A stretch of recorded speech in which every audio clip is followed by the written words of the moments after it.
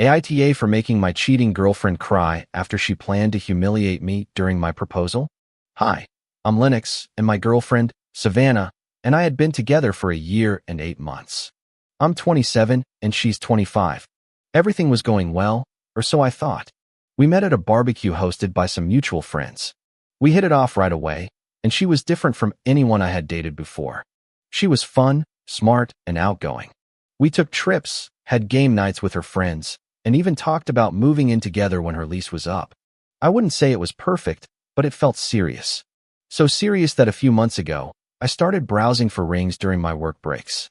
Not buying, just getting ideas. My plan was to propose on our second anniversary. Last Thursday, I was working from home and decided to stop by her apartment in the afternoon. She'd been busy all week, and I wanted to surprise her with food so she wouldn't have to worry about dinner. I have a key, so I let myself in like I always do. As I was setting the bags down, I heard her talking in the bedroom. The door was slightly ajar. She was on the phone with Everly, her best friend. Savannah talks pretty loud when she gets excited, so I could hear everything clearly. At first, it was just normal conversation. Then I heard my name. Everly said, "I think Lennox is going to propose soon. He's acting all secretive, looking at my hand like he's trying to size it for a ring." Everly laughed, and then Savannah said, "Honestly, I don't know if I want to marry him. He's sweet. Yeah, but I'm not sure he's husband material, you know?" I froze in the hallway. Everly asked, "What if he does it somewhere big, something public?" Savannah laughed and said, "Then I'll just say no in public. Maybe he needs a reality check. Watch me say no and make him cry. He just assumes I'll say yes to whatever." Everly hesitated for a moment. "That's really harsh." Savannah replied, "Maybe, but it would be the perfect scenario." They laughed again. I didn't move, just stood there with my hands in my pockets. Then she mentioned Cade, the guy from her gym I'd met once. He was super friendly, with the kind of tattoos that seemed to talk right off his chest. She said, "Cade is so much more ambitious. He actually has goals. I like talking to him. He gets me, you know? Maybe he'll even come over Saturday night." Everly asked, "To your birthday party?" Savannah replied, "Yeah, he'll be there." Wouldn't it be crazy if Lennox tried to propose in front of everyone? My family, my friends, Cade, all of them. Everly, more serious now, said, "Save, don't do that to him. If you're not going to say yes, just tell him in private." "Maybe he needs it," Savannah said. "I'm tired of him just coasting through life on autopilot." That was enough for me. I backed away, quietly left the bags in the kitchen, and walked out. I sat in my car for 20 minutes, just staring at the steering wheel. Up until that moment, I would have sworn we were fine. We saw each other almost every day. She sent me good morning texts and TikToks. She kissed me goodbye, all the normal stuff. And now I was realizing she was laughing about humiliating me and had another guy lined up to comfort her. That night, she came over to my place like nothing was wrong. She brought ice cream, sat on the couch, and rested her head on my shoulder while we looked for something on Netflix. She even said, "Lennox, you're so good to me." I'm lucky. I just nodded. What are you supposed to say when you know what you know? Friday morning, I was in the shower at my place when her phone lit up on the nightstand. Cade's name. The message preview read, "Can't wait for Saturday. It's going to be fun." I opened it. Yeah, I know, but I had to see. The messages went back for weeks. Nothing physical, but late-night emotional conversations, with him cheering her on and her saying she felt like he really understood her. Then the recent ones. Cade, "So Saturday is the night." Savannah, "Yeah, the perfect stage for it." Wild. But he deserves it if he's that clueless. Savannah, "Watch me say no and make him cry." Savannah, "Don't worry, I'll be fine. You'll be there afterward." I took screenshots, emailed them to myself, and deleted the sent email from her phone. I left her message thread untouched. Around noon, she called me, all excited. "Babe, my cousin got the private room at the Grandview for my birthday tomorrow. All my family, all my friends. It's going to be amazing. The Grandview is a fancy place downtown with a city view." I said, "Sure," but inside, I was already done. Completely done. And I wasn't going to yell or send angry texts. If she wanted a stage, fine. She was going to get one, just not the place she was expecting. After we hung up, I stared at the screenshots in my email. Birthday dinner, family, friends. Kate. She thought she was writing a script where I came in like a fool with a ring. and she was the star, telling me no in front of everyone. I wasn't going to give her the ending she wanted. I texted Rowan. I need to talk. You home? He called me right back. What's up? You sound like someone just stole your lunch money. I told him everything. The call with Everly, the text with Cade, the birthday dinner. Rowan whistled. So she's planning to make Lennox cry in public, big show. That's cold, man. I said, yeah, and I need to handle this right. No yelling, no throwing things. Just facts. Rowan laughed. You want to pull the reverse card on her? Clean and classy. I like it. You got proof. Screenshots, messages, everything. Perfect. Step 1, backup. Step 2, set the stage so she can't escape. Step 3, walk away like a king. It's that simple. Simplicity is best, he said. If you yell, you look like the crazy one. If you stay calm, you're the only adult in the room. Women like Savannah hate that. He wasn't wrong. I saved the screenshots in 3 places: my email, the cloud, and hard copies at my office. I didn't want to rely on just my phone. Then Rowan texted, I have an idea. Ask the restaurant for lights or a microphone. Make it official. You control the room. So I called the Grandview. I asked about the private room and explained it was for a birthday speech. I wanted a moment to have everyone's attention. The manager said they had dimmable lights and a small microphone if we needed it. I said that would be perfect. Get someone to record it, Rowan texted. Not for TikTok, just so no one can rewrite history later. He was right again. I asked him to sit near the front with his phone ready. He said, oh, don't worry. You can call me Spielberg. If Cade so much as blinks wrong, I'll catch it in 4K. I laughed for the first time that day. After that, I put together a small presentation on my laptop. Just normal birthday stuff. Pictures of Savannah as a kid from our trips with her friends. The idea was to get the room quiet and paying attention before the important part. The texts weren't in the presentation. Those were separate in my jacket pocket. Rowan texted again. Are you writing a speech, or are you just going to wing it? Key points, I said. I don't want to ramble. Good. Rambling makes you look guilty. Facts make you look like a surgeon. That night, I tested the presentation on my TV to make sure nothing weird popped up. The last thing I needed was an old meme or a dumb selfie in the middle of the speech. Savannah texted me like nothing was wrong. I'm so excited for tomorrow. It's going to be so special. I wrote back, yeah, it'll be memorable. Rowan saw the message and snorted. Memorable? Bro, you're colder than she is. It's not coldness, I said. It's just being done. On Friday afternoon, I printed the screenshots on thick paper so they wouldn't wrinkle easily. I put them in a simple folder. No drama, no poster boards, just evidence. Rowan had another idea. After you read them, hand the pages to someone neutral, like her mom. She can't claim you're lying then. Smart. I decided to give them to Everly first, actually, because she was on the original call. Then her mom couldn't argue if her best friend was reading the words for herself. Rowan leaned back on my couch. Nervous. Yeah, I said. Feels like I'm planning a funeral. In a way you are, he said. Except the only thing that's dead is your relationship. And honestly, it sounds like it's been on life support for a while. He wasn't wrong there either. Looking back, there were signs I'd ignored. The extra time at the gym, the late-night texts she claimed were just from friends, the way she talked about Cade like he was some life-changing motivational guru. I kept thinking about her parents. They had always treated me well. I didn't want to embarrass them. That's why I decided on no insults, no yelling, no name-calling. Just her own words, out loud. Biggest power move, Rowan said. Keep your voice steady. People hate that. They expect tears or screaming.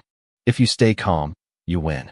On Saturday morning, I packed everything into a neat folder, the presentation on a USB drive just in case. I put on a clean shirt, nothing flashy. Rowan joked, you look like someone about to give court testimony. It feels like it. Good, he smiled. Courts have rules. Drama queens hate rules. By noon, the plan was set. Presentation first to get their attention. Speech second. Messages third. Hand over the evidence. Leave. No debating. No staying for cake. No looking back. Rowan clapped me on the shoulder before he left.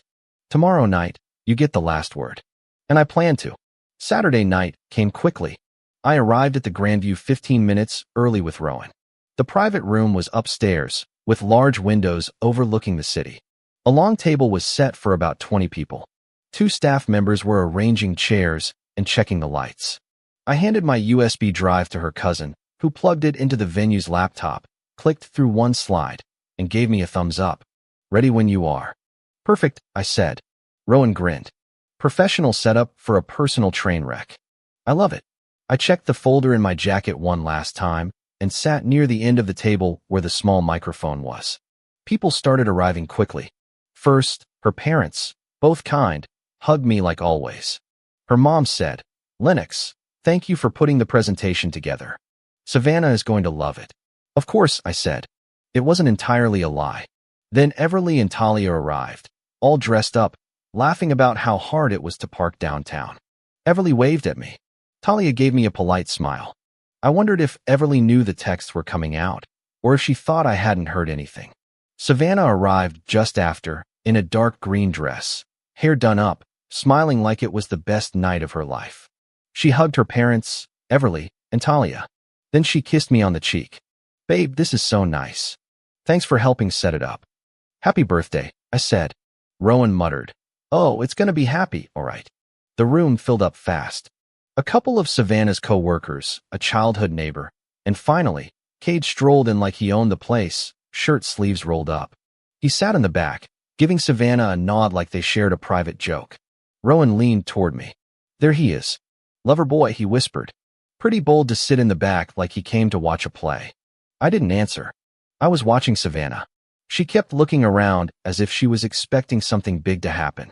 I thought about her parents. I wasn't trying to humiliate them. But she chose a public stage for me. I was just going to turn on the lights.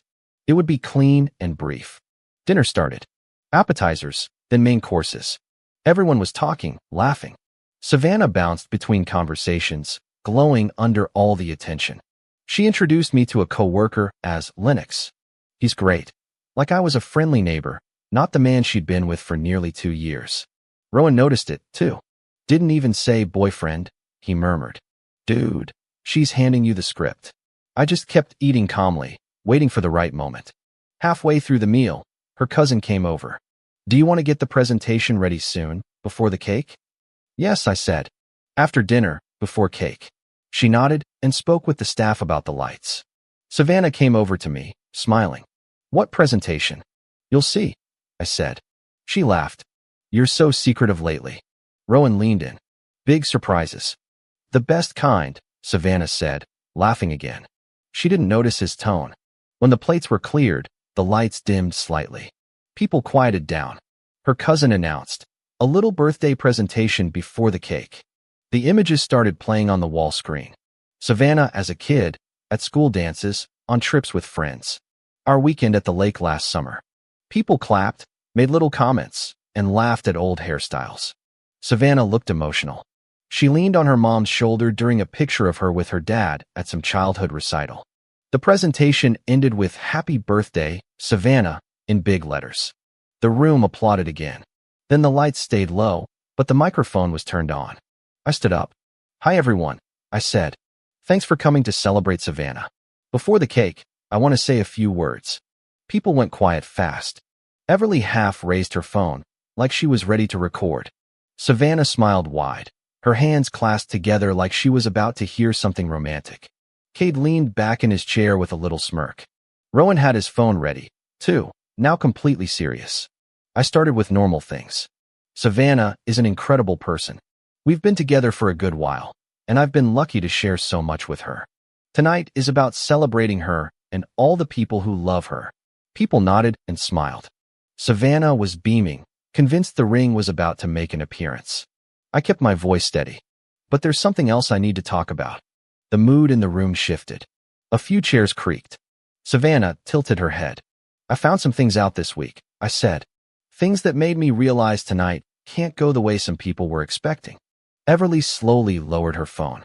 Savannah frowned. "Lennox, what are you talking about?" I pulled the folder from my jacket and held it at my side. "I have some messages here from this week. About tonight. About me." Several people looked at each other. Kate stopped smirking. I said, "Before we cut the cake, I think everyone should see them." Savannah's mom asked softly, "Messages?" "Yes," I said. "They explain everything." I looked at Rowan. He nodded once, camera steady, and I was just getting started. I opened the folder slowly. The room was completely silent except for the low hum of the lights. Savannah was frozen in her chair, the fake smile sliding off her face as if she no longer understood what was happening. Cade shifted in the back, his arms now crossed instead of looking so confident. I held up the first page. These, I said, tapping the folder, are messages from this week between Savannah and a guy named Cade. About tonight. About me. About how fun it would be if I got down on one knee so she could say no in front of everyone. Everly's eyes widened slightly, but she didn't look surprised. She just pressed her lips together like someone who knows exactly what's coming and doesn't want to get involved. Talia looked at her, confused, but Everly didn't look away from Savannah. I started reading. Not all of it, just the parts that stung the most. The perfect scenario for maximum humiliation. And watch me say no and make him cry. And, Cade, I can't wait for you to comfort me afterward. People around the table shifted uncomfortably. Some glanced at Savannah. Someone muttered, seriously? Savannah shot up from her seat. Lennox, stop. That's private. I looked at her calmly. Private? You invited your whole family, your friends, even Cade, here for a show. I'm just letting them see the script. She tried to grab the pages, but I pulled them back. I handed the first page to Everly. You already knew. Let them read it, too. Everly didn't even flinch. She just took the page and slid it over to Savannah's mom, as if she wanted no part in defending this mess. Savannah's mom read a few lines, and her expression immediately fell. Savannah stammered. It's out of context, Mom. It sounds worse than it is. I shook my head. The context was that you planned to humiliate me in front of everyone. Family, friends, Cade right here. I guess I saved you the trouble. Cade shifted uncomfortably in his seat, not looking so cool anymore. Savannah tried again. Lennox, let's talk about this later, please. No, I said. You didn't want later. You wanted to make it public. So here we are. Talia finally spoke up. Savannah, this is messed up. Really messed up. Savannah snapped. You don't understand. Her dad cleared his throat. Then help us understand, Savannah, because this looks very bad. I continued. There's more. He needs a reality check. I don't owe him a yes just for being with me. It's going to be so awkward for him. I placed the rest of the pages on the table. I didn't write a single word of this. She did. Savannah glared at Everly again. Everly shut up. Rowan muttered, Man, this is better than cable. Cade half stood but froze when several people turned to look at him. He sank back into his chair. Savannah's mom put the pages down slowly. You invited us all here for this? So he would propose, and you could embarrass him? Savannah's voice cracked. I wasn't really going to do it. I changed my mind. I stared at her. You didn't change your mind. I just got here first. Someone near the middle said quietly, God. Savannah's dad rubbed his forehead. Cade, is this true? You were in on this. Cade held his hands up. Hey, I didn't tell her to do anything. She said she wasn't happy. He shrugged. That's it. Rowan let out a quiet chuckle. Yeah, real noble of you. Savannah turned back to me. Lennox, please, let's just go outside. Just us. No, I said. You wanted an audience, so you can keep it. The room was completely still, except for a phone vibrating on the table. I looked at everyone. We're done. I'm not going to be with someone who would plan something like this. I deserve better than a setup. Savannah took a step forward like she was going to grab my arm, but I stepped back. No. Her mom looked like she wanted to say something, but couldn't. Talia shook her head. Save, this is bad. So bad. Everly crossed her arms. I told you it was going to blow up in your face. Savannah screamed at her. Shut up, Everly. Savannah's dad looked at me. Son, I don't blame you for leaving. Thank you, I said simply. Cade started to get up, heading for the door. Yeah, I think I'm gonna go. Sit down, someone muttered harshly. He sat back down. I turned to leave. Savannah followed me, on the verge of tears. Lennox, please, can we just talk later? Just us. I looked at her one last time. You made this public. Deal with it. And I walked out. Behind me, the room erupted in murmurs, voices rising as the door shut. Rowan and I walked straight to the parking garage. We didn't say anything for a bit. The door to the private room closed behind us, but we could still hear the voices echoing upstairs, People talking over one another now that the birthday speech had gone off the rails. Rowan finally spoke. Man, that was cinematic. I didn't answer, just kept walking to the car. He tried again. Did you notice Cade looked like he wanted to melt into the floor? That guy was seconds away from faking a bathroom emergency and making a run for it. I unlocked the car. Right. Rowan grinned as we got in. You didn't even raise your voice. That's what made it so brutal. I started the engine, but didn't pull out yet. My phone vibrated on the console. Calls, texts, one after another. Rowan glanced at the screen. Everly. She's calling you. You taking it? Nope. He leaned back. I bet that room is in chaos right now. Savannah's parents reading those texts.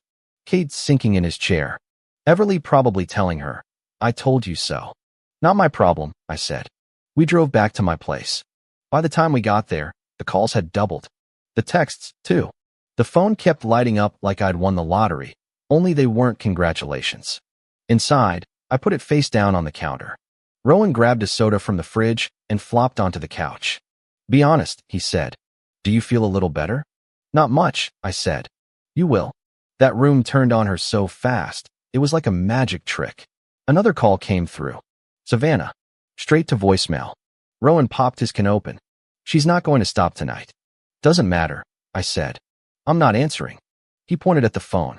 She's not calling to apologize. She's calling to spin the story. Big difference. The phone buzzed again. Rowan smiled. Savannah must be sending full-on scrolls now. He wasn't wrong. I finally picked up the phone long enough to see the previews. Entire walls of text were popping up, one after another, some short, some long.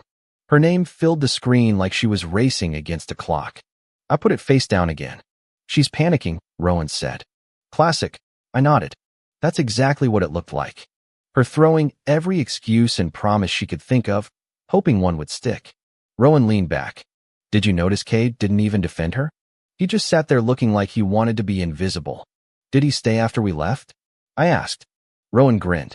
Not for long. Everly texted me while you were in the shower. Said he slipped out before the cake like someone pulled a fire alarm. I almost laughed at that. The buzzing didn't stop. More texts from Savannah, more calls, some from unknown numbers, too. Probably people from the dinner wanting to comment. Rowan pointed at the phone. You gonna answer any of those tonight? No. Good. Let her sit with it. She's not texting you because she's sorry. She's texting you because everyone saw everything. He wasn't wrong there, either. Around 11, I checked a few texts from Everly. She said the parents were furious, Savannah was a wreck, and half the guests were still talking about it like it was a reality show season finale. Rowan laughed when I told him. You basically lit the place on fire and walked out before it filled with smoke. The phone vibrated again. Savannah, probably for the 15th time. I turned the notifications off completely. The next morning was worse. Missed calls were stacked up. More texts I didn't read. Rowan glanced at the screen when he came out of the kitchen. She's not letting it go, huh? Nope. Don't fold, he told me. Not planning on it. Not after that night. By the end of the weekend, Savannah had called more times than I could count. Calls, voicemails, nonstop texts. I didn't open most of them. The previews said enough. Apologies mixed with excuses, promises I didn't ask for, words about Cade that she could have said weeks ago if she'd actually meant them. Rowan came by Sunday morning. Still at it every hour on the hour, I said. He shook his head. Dude, she's throwing the kitchen sink at you. I didn't respond. I was tired of talking about her texts. Everly called on Monday night. She's a mess, she said as soon as I answered. Crying all weekend. Her parents are barely speaking to her. I kept my voice flat. Not my problem. Everly sighed. I told her it was a terrible idea. She didn't listen. And now she's trying to make you look like the bad guy for reading messages she wrote herself. Of course she is, I said. She keeps saying she wasn't really going to do it. Everly continued. Then she shouldn't have written it, I said simply. Everly didn't argue. Look, I just wanted to see how you were doing. People are asking if you're okay. I'm fine, I said. Just done. She replied one more time, saying I handled it better than most people would have, that people respected how calm I stayed. By Wednesday, Savannah tried another approach. She left a voicemail saying she blocked Cade, quit the gym, and wanted to see me in person. I deleted it without listening to the rest. Rowan grinned when I told him. Oh yeah, classic. Thinks kicking Kate out fixes what she did. It doesn't, I said. Exactly. Kate isn't why you left. Her plan is why you left, Rowan said. She wrote the script. He was just an extra. That Friday, Talia texted me, saying she still couldn't believe what happened, that everyone at the dinner had been talking about it for days. Rowan laughed when I told him. You're practically a campfire story now. I bet half of them have retold it 5 times. He wasn't lying. On Sunday afternoon, there was a knock on my door. I opened it without looking first. Savannah stood there, her eyes red like she hadn't slept. Lennox, please, just 5 minutes, she said. I didn't move right away. Why are you here? Because you won't answer me, she said quickly. I need you to hear me out. I stepped aside just enough for her to come in, but I didn't say anything. She stood in the middle of my living room, wringing her hands. I messed up. Okay. I panicked. It started as a joke, and then Everly said. I cut her off. Don't bring Everly into this. She told you not to do it. I heard her. Savannah froze. You heard that call? On Thursday. I was at your place dropping off groceries. I heard everything. The color drained from her face. So don't give me that innocent joke line. You wrote it, you planned it, you told Kate about it. She started crying, wiping her face with her sleeve. I changed my mind before the dinner. I was going to stop it. I shook my head. You didn't change your mind until I read the texts out loud. Big difference. She flinched like I'd slapped her. Lennox, please. I ended things with Kate. I told him not to talk to me anymore. I'll do anything to fix this, she said quickly, like she was afraid I'd kick her out at any second. There's nothing to fix, I said. You tried to humiliate me in front of my friends, your family, everyone. You don't come back from that. I wasn't thinking straight, she said. I stared at her. You had days to think. You planned it with him. You told Everly about it. You wrote those words yourself. That's not a mistake. That's who you are. Savannah looked at the floor, trembling. I love you. I laughed, a single, bitter sound. You love me? That's why you wanted to make me cry in front of everyone. She didn't answer. I pointed to the door. We're done, Savannah. I don't hate you. I just don't want anything more to do with you. She opened her mouth like she was going to argue, but nothing came out. Please leave, I said. She stood there for another second, her eyes full of tears. Then she finally walked out without another word. Rowan showed up half an hour later, saw her car driving away. What I think just happened, happened. Yeah, I said. He nodded once. Good. Had to be said. For the first time in days, my phone was silent. After Savannah left that Sunday, everything finally quieted down. No more calls, no more surprise knocks on the door. I didn't block her. I didn't send a final text. There was no need. She knew it was over. On Monday morning, Rowan came by before work. So, she came by, he asked, grabbing a coffee from my counter like it was his own place. Yeah. And how'd that go? She cried. Tried to say she changed her mind before the dinner, that she loved me, that she wanted another chance. Rowan shook his head. Dude, people always say they change their mind after the plan blows up. Never before. Exactly, I said. Did you tell her it was over? I nodded. Rowan let out a grin. I bet that's the first time anyone's ever told her no. Probably, I said. By the second weekend, the whole thing felt like it had happened months ago, not last week. I went back to the gym, a different, smaller one. Nobody knew me there. I started running more, too, eating better, because I wasn't skipping meals from stress anymore. One night, Rowan and I went to a court to shoot hoops late. Afterward, he said, you know you basically leveled up, right? Like, +1 relationship experience. I laughed. Is that what we're calling it? Yeah. You beat the final boss, got the loot, and moved on to the next level. I'm not sure exposing someone at their own birthday party counts as loot. He shrugged. Hey, you walked away with your dignity. That's worth more than any ring. He wasn't wrong. People from the dinner were still talking about it. Talia texted me once, saying her coworkers were bringing it up like it was a movie they'd all seen. I told her I didn't care about being a story people repeated. I just wanted to move on. Rowan said, it doesn't matter if you care or not. It's legendary now. Some guy at his work said you're the calmest man in the world. I shook my head. I wasn't calm. I was furious. Yeah, but you didn't show it, he said. That's why it worked. No screaming, no drama, just the truth. People respect that. I didn't think much more about it. Life went on. Work got busy. I started seeing friends I hadn't seen in weeks. One afternoon, Everly texted, saying Savannah had moved back in with her family for a while. I didn't ask for details. It wasn't my business anymore. Rowan said she'd probably try dating someone else within a month, acting like nothing ever happened. Good luck to whoever signs up for that, I said. He smiled. Not your problem anymore. Exactly. Everly called one last time a couple of weeks later. I just wanted to say you didn't deserve any of that, she told me. I told her it was cruel. She didn't listen, and now she regrets it. Too late, I said. Yeah, Everly admitted. Way too late. After that, I stopped hearing about Savannah completely. Rowan said that was the real win. You know what she hates the most? He asked me one night while we were playing pool. What? That you're okay, he said. She wanted to see you destroyed, and instead, you're here playing pool, going to the gym, eating right, sleeping fine. She planned this big show to break you, and you walked away better. I didn't answer, but he wasn't wrong. By the end of the month, I genuinely felt good again, better than I had before all this happened. Work was solid, my health was solid. Rowan called it the upgrade. I just called it peace. Looking back, the whole thing taught me one thing. If someone shows you they're willing to hurt you for attention, believe them the first time. Don't give them the stage again. Savannah wanted to embarrass me in front of everyone. She thought she was going to teach me a lesson for taking her for granted. Instead, she taught me where my line is. And when someone crosses it, you walk away. No encore speeches, no second chances, no dragging it out. You just leave, and you don't look back. If you like the stories, don't forget to leave a comment and support the channel by subscribing. See you in the upcoming stories.